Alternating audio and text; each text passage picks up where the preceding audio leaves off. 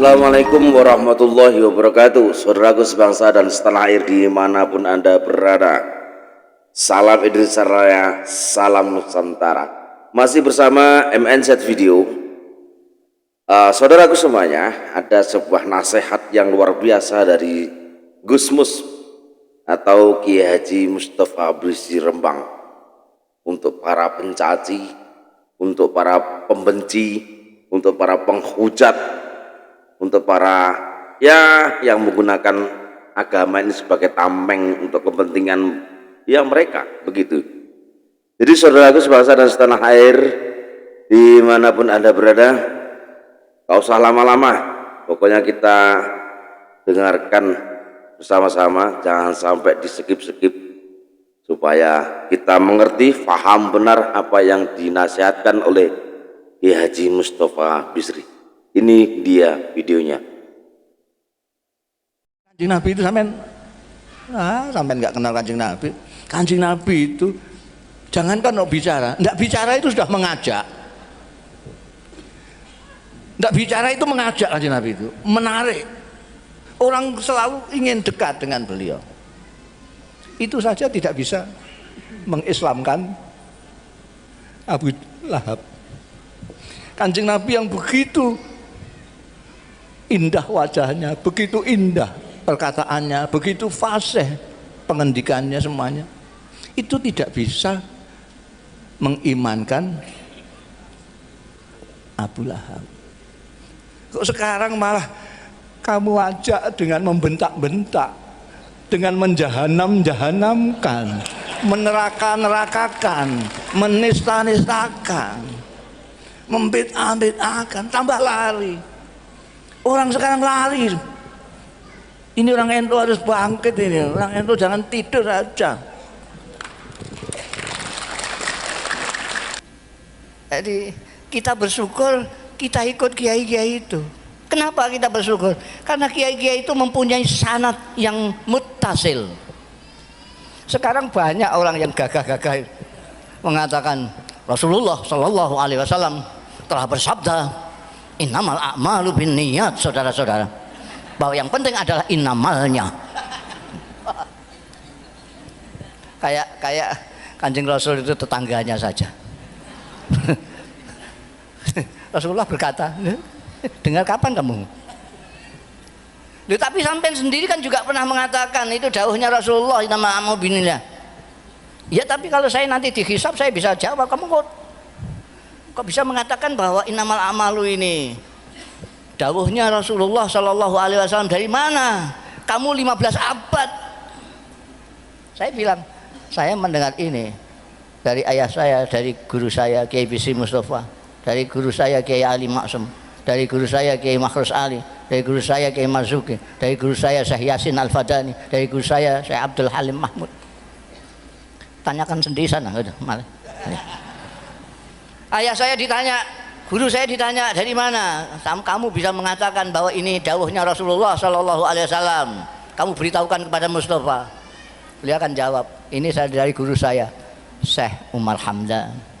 Nanti Syekh Umar Hamdan ditanya dari mana? Saya dari Syekh Faleh. Terus sampai Amirul Mukminin Sayyidina Umar bin Khattab radhiyallahu, dari Rasulullah Shallallahu Alaihi Wasallam, dari malaikat Jibril, dari Allah Subhanahu Wa Taala. Paham sampai urutannya ini? Semua ilmu yang sampai dapat dari kiai-kiai NU itu bisa dipertanggungjawabkan sampai yaumul hisab. Zaman seperti ini itu sangat kita bersyukur kita masih ikut Nahdlatul Ulama ya. Sampai tinggal bilang saja, sampai bisa mengatakan begini, saya dengar dari Kiai Ahmad Rohyat. Udah biar yang ditanya beliau nanti, enak tuh. Tapi kalau sampai ditanya, kamu bisa mengatakan ini dawuhnya Rasulullah? Ya, saya dari Google. Wah, sudah repot nanti urusannya itu. Ya, kita bersyukur kita Nahdlatul Ulama kiai. Tadi hampir saya ralat tadi, siapa namanya, NU cabang Katolik tadi mengatakan bahwa NU adalah terbesar di Indonesia. Mau saya ralat, tapi dia sudah pinter diteruskan. Mungkin sedunia. Ralat saya bukan mungkin, memang. Ini bukan mungkin Pak Jonas, bukan mungkin.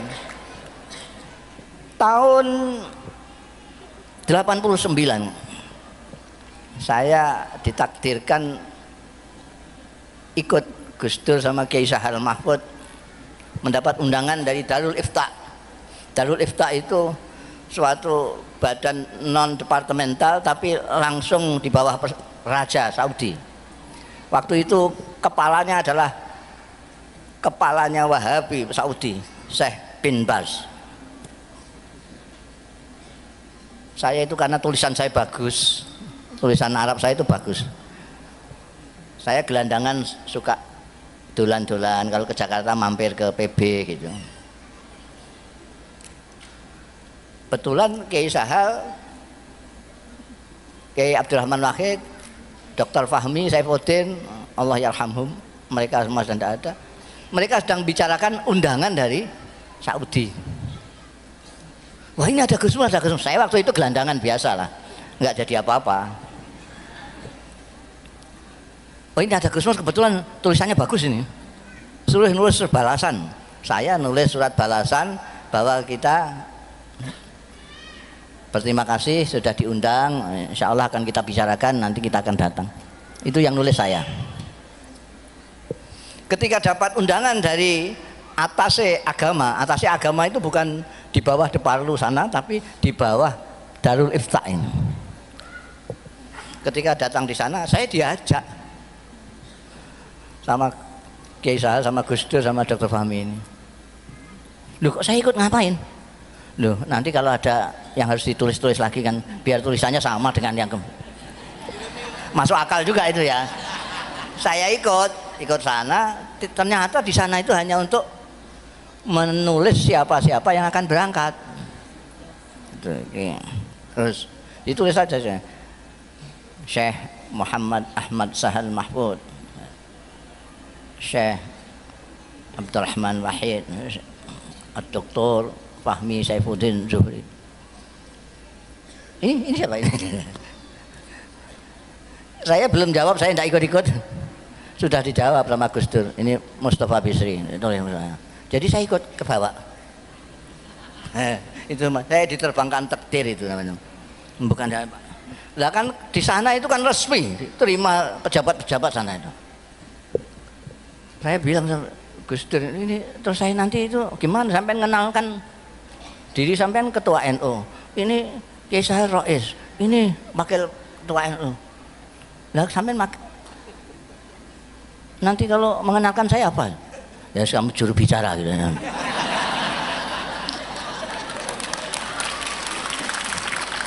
Padahal ini bisa bicara semua kok ada juru bicaranya.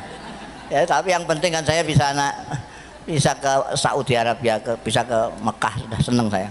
Nah, ada waktu itu Jumat. Kalau Jumat itu Syekh bin Baz itu tamunya seluruh dunia itu.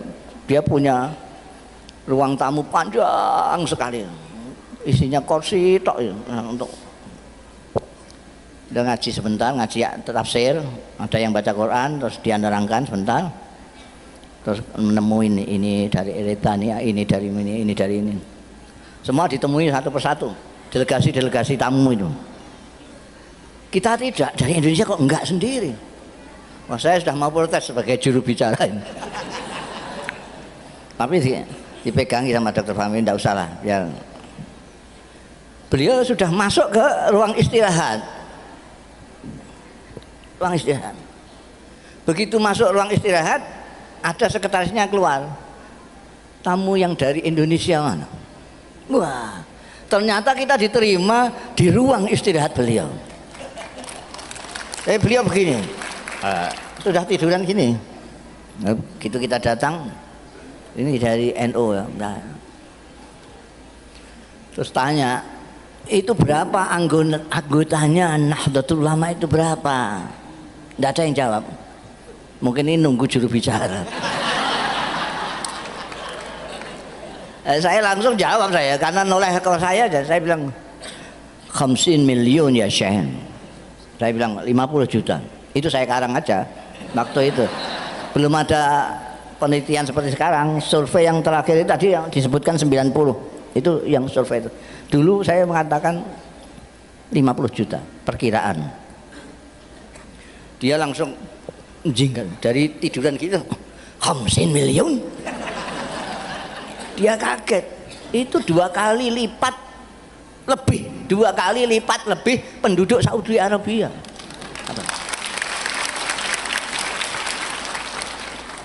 50 miliun.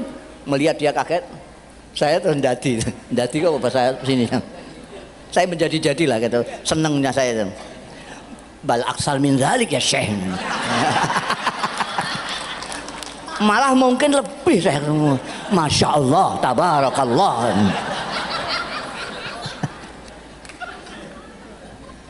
Ternyata sekarang ini 90 juta. Itu berapa kali lipat penduduk Australia itu? Bisa 4-5 kali. Terbesar di dunia. Bukan mungkin. Bahkan sampai saya berani mengatakan di mana-mana. Memamerkan NO saya itu memamerkan NO di Amerika, di Eropa, di Jepang, di mana-mana saya mengatakan ini yang terbanyak di dunia. Ini yang disebut Kanjeng Nabi insya Allah menjadi sawadul azam. Alaikum bisawadil azam. Terbanyak di dunia. Dan saya sudah ngecek cara berpikir, cara memahami. Saya sudah ketemu Grand Syekh Azhar, Syekhul Azhar. Saya ketemu Grand Mufti Syria, Syekh Hasun, Grand Mufti Qatar. Semuanya pikirannya sama dengan Kiai-Kiai NU semua. Saya nggak tahu pikiran-pikiran yang lain itu entah siapa itu. Pembesar-pembesar di Timur Tengah semuanya pikirannya sama. Saya sudah ngecek semua.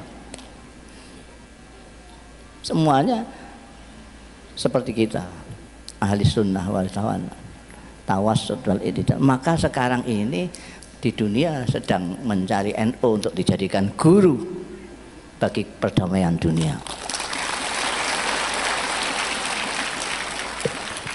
Saya yang khawatir lalu kitanya sendiri malah nggak paham.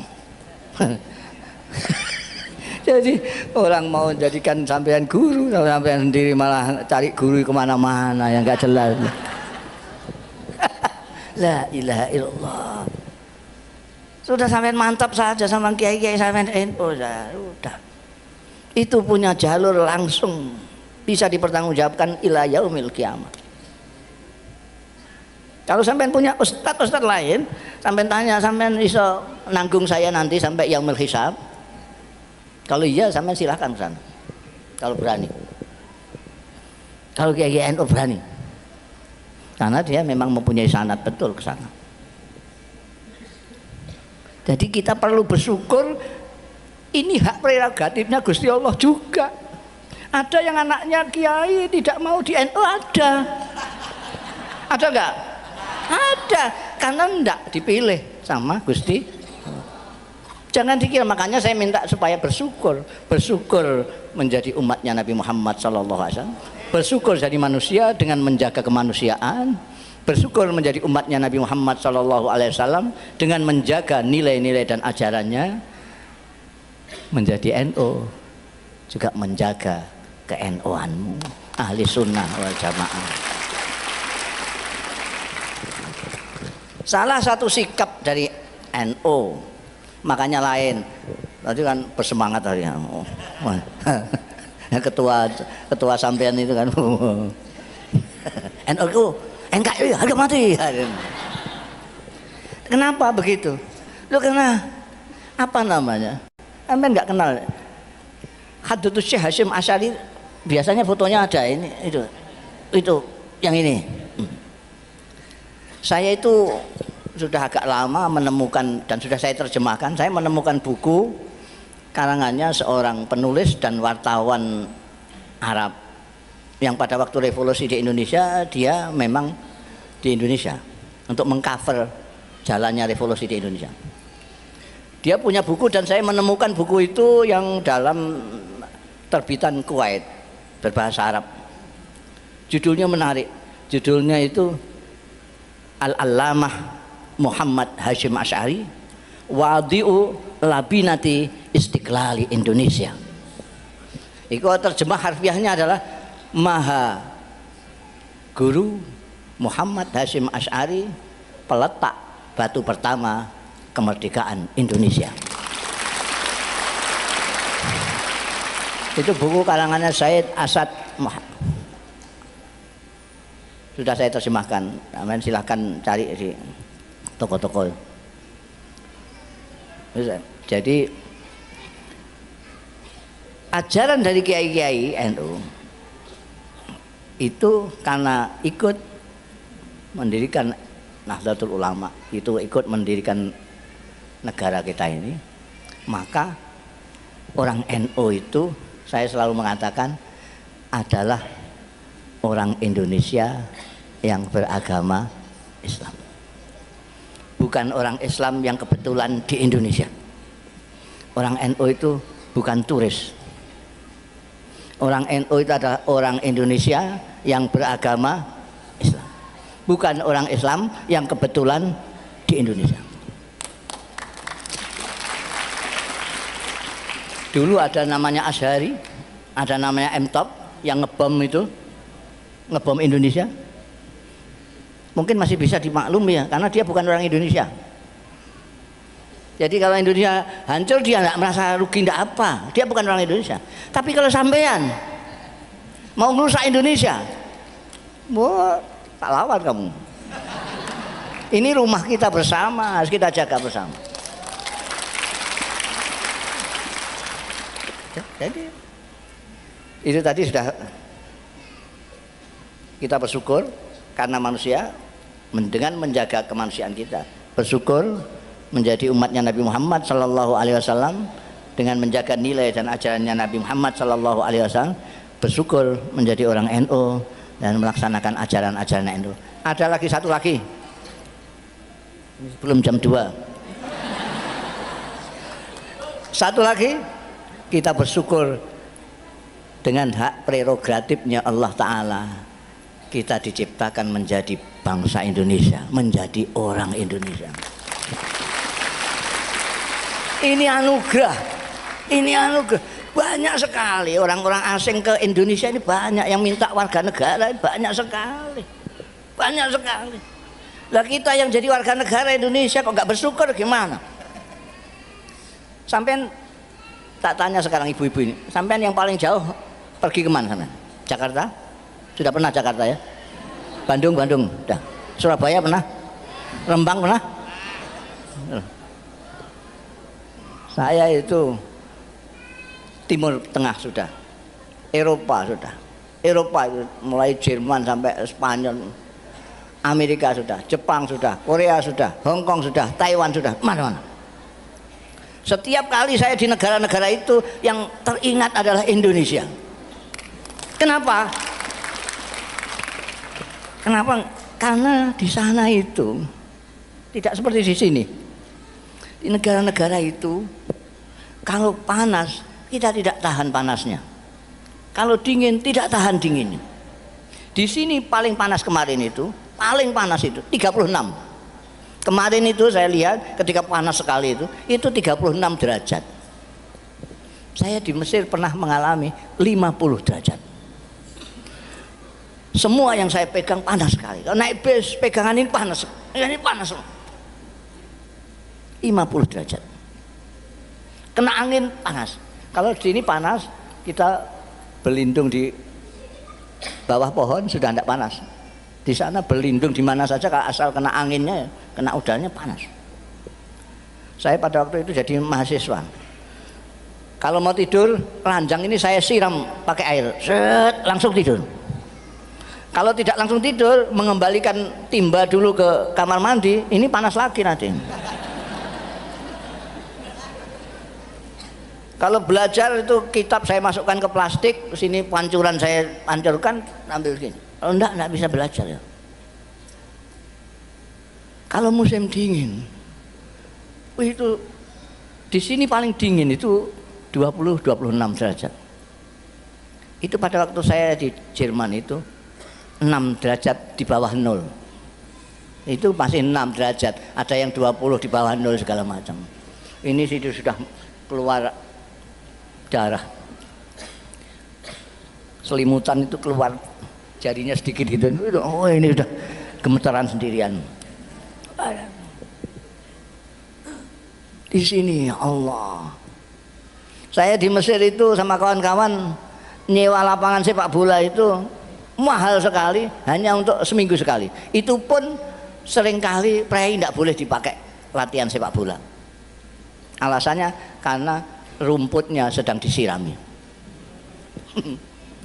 Di sini ini rumput malah ditebangin. Di sana rumput disirami. Di Indonesia ini akar itu bisa dibuat geduk. Tahu geduk? Akar bisa dibuat geduk.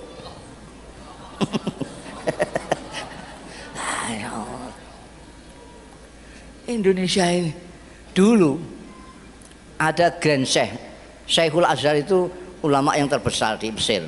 Di bawahnya ini ada mufti. Kalau presiden mau ngangkat menteri agama, di sana namanya Wazirul Auqaf wad Din. Itu harus lewat Grand Syekh ini. Itu yang pernah Grand Syekhnya Syekh Shaltut itu pernah ke Indonesia. Orang Mesir itu lebay, bahasa sini bahasanya anak muda itu lebay. Lebay itu mubalaghahnya kelebihan lah. Mubalaghahnya itu balik sekali. Jadi begitu datang di sini dibawa ke Bogor, dibawa ke apa namanya yang di Bogor itu Kebun Raya Bogor. Dibawa Kebun Raya Bogor. Masya Allah, tabarakallah. Ini jangan-jangan nanti orang Indonesia tidak kaget ketika ke surga. Itu lebaynya di situ, lebay, mubalaghah. Kalau tidak kenal orang Mesir, wah ini penistaan, mesti gitu.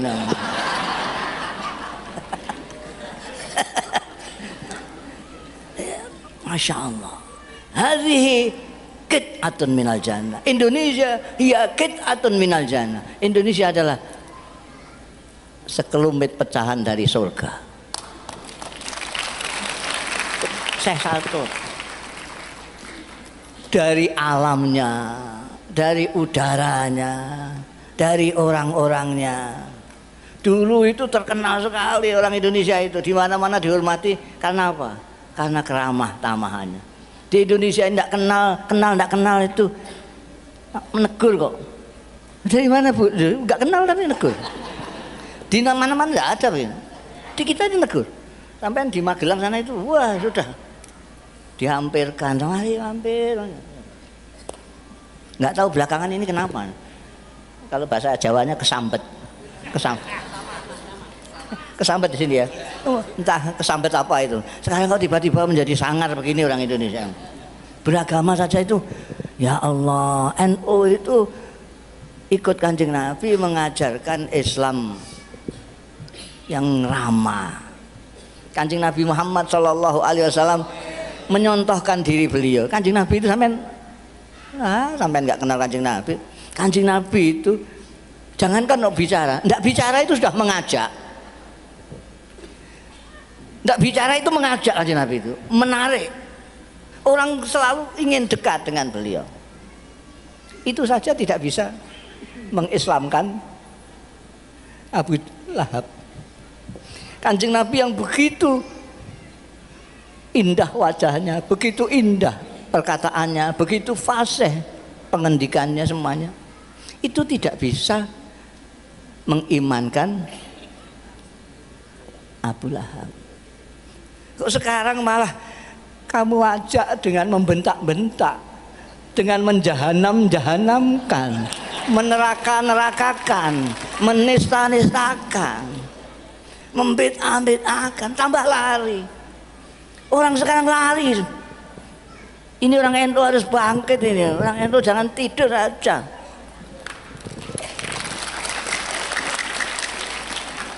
Harus bangkit. Jangan biarkan Islam dirusak sama orang Islam bodoh-bodoh itu. Dirusak, cemar kita, malu kita. Dulu semua orang menghargai Islam. Karena kiai-kiai kita memang menampilkan Islam dengan tampilan yang indah. Kiai-kiai tidak ngomong saja, bahkan ada kiai yang tidak ngomong, tapi perilakunya yang ngomong. Kiai-kiai pesantren dulu punya kasih sayang kepada umat. Itu tadi saya katakan yang zuruna ilal ummah bi aini rahmah. Karena kasih sayangnya kepada umat, tidak tahannya melihat umatnya itu kesasar-sasar, beliau itu membantu mereka membacakan Al-Quran, memahami Al-Quran, kemudian mengamalkan Al-Quran supaya terlihat oleh umatnya yang awam yang tidak baca Quran ini. Oh begitu itu Quran ini. Maka ini sekarang saya anjurkan kepada kiai-kiai NU itu yang baca Quran, tolonglah yang tidak sempat-sempat baca Quran itu biar belajar perilaku Quran dari Anda sekalian. Yang ngerti Quran, yang kenal Kanjeng Rasul Shallallahu Alaihi Wasallam, perlihatkanlah perilakunya Rasulullah. Jangan mulutnya saja indah-indah menyebutkan Kanjeng Rasul, tapi kelakuannya seperti Abu Jahal. Ini malah membingungkan orang ini. Mulutnya kok seperti Kanjeng Nabi, perilakunya kok seperti Abu Jahal. Dan bingung orang. Kalau tidak ya diam saja. Itu ngaco itu. Gurur karena banyak followernya. Karena banyak yang ikut, dia merasa benar, itu salah. Benar dan salah itu bukan karena banyaknya pengikut, tapi nalar atau tidak. Ibu-ibu bapak sekalian, sudah jam 1:30. Jadi tadi bersyukur, sudah tadi bersyukur semua ya, bersyukur. Kita itu ya Allah, sampai coba sampai keluar sedikit lah ke Singapura kemana, lihat Indonesia, lihat Indonesia, luar biasa, luar biasa. Ada negeri kok seperti ini, orangnya berbeda-beda semua. Saya itu tidak bisa bahasa Sunda, sampai tidak bisa bahasa Jawa, tapi kita bisa komunikasi. Kita bisa komunikasi dengan baik. Di sana ada orang Batak, di sana ada orang Madura, di sana ada orang Bugis, macam-macam. Kita bisa komunikasi dengan mereka. Sampai datang agak ke situ sebentar, ke Filipina. Filipina itu seperti kita, banyak suku-suku, banyak etnis ini. Tapi bahasa Tagalog yang ingin dijadikan bahasa nasional itu belum jalan sampai sekarang. Sehingga dari kampung ke kampung orang tidak bisa komunikasi karena bahasanya lain. Kita kok nggak bersyukur gimana? Sekian ribu pulau-pulau, sekian banyaknya etnis, kita masih bisa berhubungan. Makanya NU pada waktu zaman Rais Am Kiai Ahmad Siddiq melanjutkan dari pendahulu-pendahulunya, merumuskan, sebetulnya sudah ada cuma dirumuskan saja. Ada rumusan khitoh, ada rumusan ukhuwah nahdiyah, ukhuwah islamiyah, ukhuwah watoniyah, ukhuwah basyariyah atau ukhuwah insan. Ini berurutan. Kalau sampean ukhuwah nahdiyah saja tidak bisa. Ya tidak bisa ukhuwah islamiyah, nggak bisa. Ukhuwah nahdiyah aja nggak bisa kok. Kalau ukhuwah nahdiyah saja nggak bisa, ukhuwah islamiyah. Kalau ukhuwah islamiyah saja tidak bisa, bagaimana ukhuwah watoniyah? Kalau ukhuwah watoniyah tidak bisa, bagaimana mau ukhuwah insaniyah, basyariyah? Tidak bisa. Itu tingkat yang paling tinggi.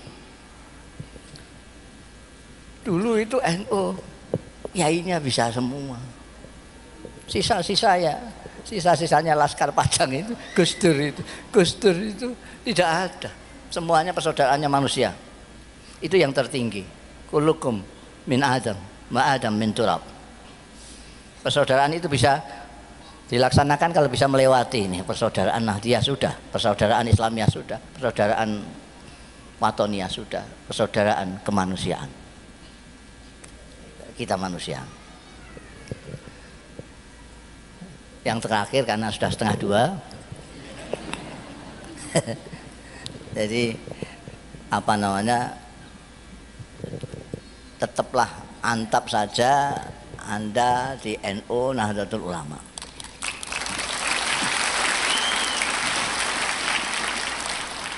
Jangan tergoda dengan tampilan-tampilan gagah tapi tidak bertanggung jawab.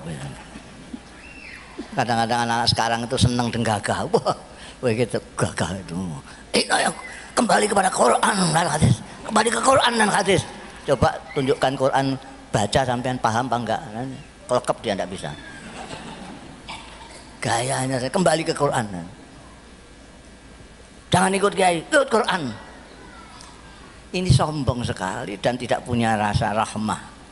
Lain dengan ulama-ulama kita. Dari dulu ulama-ulama kita itu sangat perhatian, peduli kepada masyarakat, sehingga sampai rakyat tidak dibiarkan untuk melihat Quran sendiri, istimbat Quran sendiri tidak bisa. Wong rakyat jelata kok. Mereka yang istimbat, mereka yang ngambil dalil-dalil, mereka bikinkan buku pintar untuk orang-orang awam supaya segera dapat sholat. Ada sulam sapina, ada takrib. Ini menolong masyarakat yang tidak sempat baca Quran. Mereka disangka mereka itu Imam Syafi'i, imam-imam kita itu tidak baca Quran. Kiai-kiai itu ngedobos saja masanya. Jangan ikut kiai. Loh, lah ikut siapa? Quran. Loh, kamu kira kiai-kiai itu dari mana? Apa dari Google? Jadi itu tetaplah sampean ya, mantap saja dari ikut kiai-kiai NU. Nanti kalau ditanya sana rombongan NU gitu saja sudah beres. Sudah. Demikian yang bisa saya sampaikan, apa namanya, untuk ibu-ibu bapak sekalian. Ingat tadi itu, bersyukur tadi itu pertama.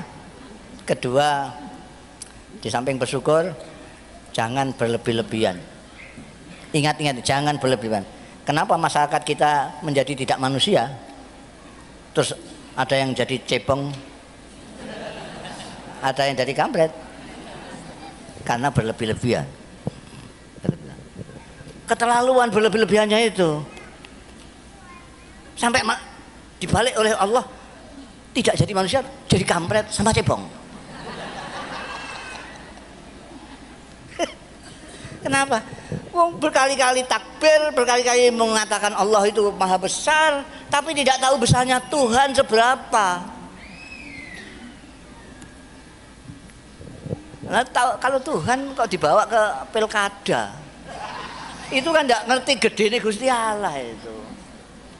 Gedene Gusti Allah seberapa? Kamu kira seberapa Gusti Allah kamu ajak ke TPS itu? Oke, sekarang ini ada kiai banyak kok saya. Ini saya diminta oleh Kiai Rohiyat ini untuk doa. Jadi sampean itu harus bersyukur lagi sekarang. Ini banyak kiai-kiai, tapi karena ada saya, Kiai dan Habib lagi. Ini karena ada saya, mereka nggak pede untuk doa itu. Kalau mungkin beliau-beliau ini tahu lah, kalau doa saya itu yang paling mujarab ya doa saya. Ini sudah terbukti di mana-mana. Karena itu sekarang tinggal sampean minta apa?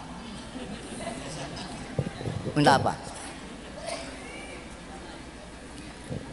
Jadi kalau Indonesia damai itu doa umum. Saya itu biasa kalau doa itu tidak hanya doa umum, tapi yang khusus-khusus juga. Jadi doa umum jelas itu. Nanti saya doakan Indonesia segala macam itu ya. Tapi saya kalau doa selalu saya minta supaya masing-masing juga mendoa, masing-masing meminta permintaannya sendiri-sendiri. Karena Tuhan itu kaya sekali. Ini cuma seberapa? 7,5 miliar minta semua kepada Allah Ta'ala, diberi semua oleh Allah Ta'ala.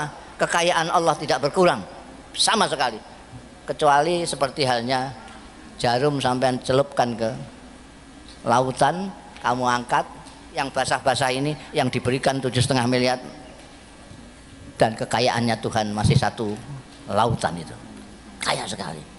Jadi sekarang minta apa? Biasanya kalau saya berdoa di mana-mana, dan memang saya sekarang profesinya doa. Karena sudah terkenal doa saya itu mujarab, jadi sudah tidak ada tausiah segala macam begini nih, langsung sudah doa aja. Cuma Kerawang aja yang belum dengar ini. Jadi kalau biasanya saya ajak membaca Fatihah 1 kali. Ini kalau anak-anak muda yang biasa buka YouTube tahu. Saya kalau doa, saya ajak jamaahnya membaca Fatihah sekali. Tapi Iyyaka nasta'innya 11 kali. Iyyaka nasta'innya 11 kali, Fatihahnya sekali. Dalam Anda sekalian baca Iyyaka nasta'in 11 kali itu sambil di sini apa bahasa Indonesianya ngerentek no. Di sini ngerentek bahasa Jawa, di sini ini dianukan. Anda memohon kepada Tuhan dalam hati ketika membaca Iyyaka nasta'in itu. Iyyaka nasta'in, ya Allah, saya punya utang 5 juta.